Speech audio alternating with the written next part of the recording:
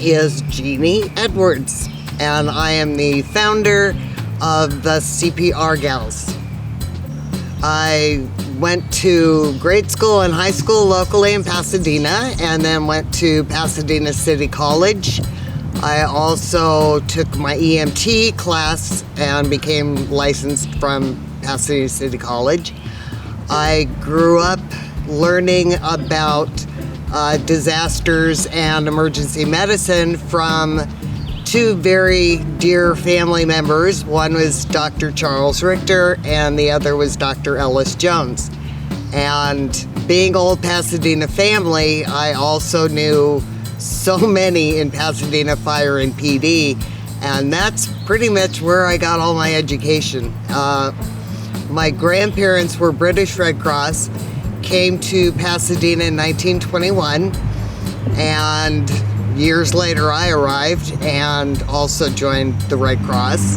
So learned CPR when I was 12. I've been certified ever since.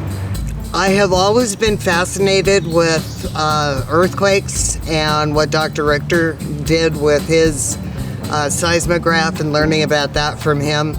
And always fascinated about medicine, especially emergency medicine.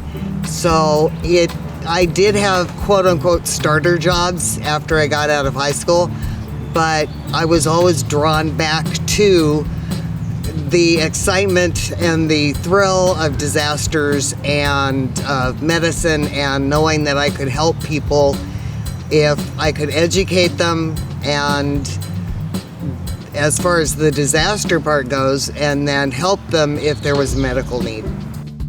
The biggest break was down in the Arroyo, which is the area of the Rose Bowl. I was driving through there and I saw a vehicle get into an accident. The person was thrown from the car. I pulled over and stopped. One of the neighbors was walking his dog, and I told him to call for help. So I assessed the scene. I knew that this gentleman needed CPR. So I started that, and the fire station is just a couple of minutes away. So they came down. We had a couple of new firemen whom I had not met. So I'm doing my thing. The guys get out, bring all the equipment, and said something to the effect of, "We'll take over now." And I said, "No, I'm good. I've got compressions." And they didn't know what to do. So we got through that. The gentleman was taken off to the hospital, and the two newbies went over to talk to the captain, and they just weren't sure how to handle me. So he introduced me. They said, "Okay." And as Cap was getting back onto the rig, he looked at me and he says, "When are you going to become legal?" And I thought about that, and that's when I went back to get my EMT class and credentials. Over the years, I've been involved in so many different rescues with EMS, in so many different size disasters, from house fires to hurricane seasons, fire seasons, tornado seasons, etc., going all across the country helping out. And each incident is very different, but in a sense they're all the same. And helping people, getting people back to what they were before a disaster struck, getting people educated so that they can mediate some of these situations that they're in.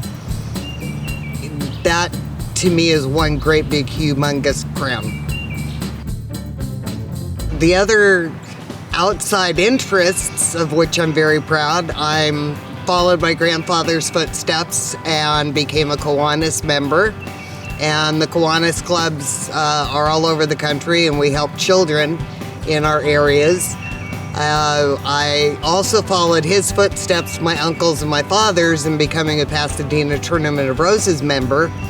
And I did that after decorating floats for many, many years.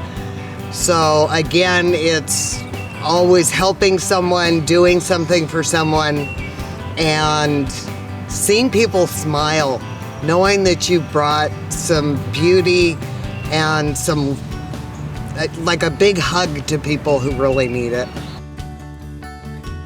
The most influential people in my life were my grandparents and Dr. Richter, as in Charles Richter in the Richter scale, and Dr. Ellis Jones, who was a Vietnam medic who became a doctor, and he helped start the trauma unit at Huntington Memorial Hospital. And then he is also one of the handful of men that helped start what is now known as the paramedic program in this country. So amongst the four of them, it kind of shaped who I am today. My family always encouraged me to do what I was good at doing. And I had no idea where my life was going. I was studying different things, getting regular quote-unquote jobs, and still not really sure what I wanted to be when I grew up. But the disaster side and the medical side just kept drawing me back in, and I loved doing it. So when the family saw that on me, on my face, in my attitude, in my excitement, they supported that. The legacy that I would like to leave is knowing that I helped someone and showing others that they can also help in times of need, showing kindness to people, putting egos aside. This is not about me, it's not about you, it's about us. It's about working together. It's about forming a community of people who care and do things when others are in need. For new upcoming business owners, people who want to start a business, whether you're young or older in life, do it. You're going to run into problems. You're going to need possible training, licensing. You need to deal with business licenses, business insurance, all these other not fun stuff. But if you really love what it is you're doing, you're gonna do it. And you're gonna be good at it. And you're gonna show that enthusiasm to others. And it's not going to be an instant gratification. It's going to take time to build up a clientele. But if it's really worth it for you, you will overcome all those obstacles and you're gonna be great. Summing up my life in one word is a toughie, but I would have to say service. I love serving people. I love serving communities. I love educating people. I love knowing that I helped make a difference. How I would like to be remembered is that people knew I cared. I am not expecting a lot of people to remember me, and that's fine. I don't have an issue with that. I have given what I can to make the world a better place, to make communities safer, to help individuals. And I know people do remember me and think about me. They've contacted me over the years and let me know that.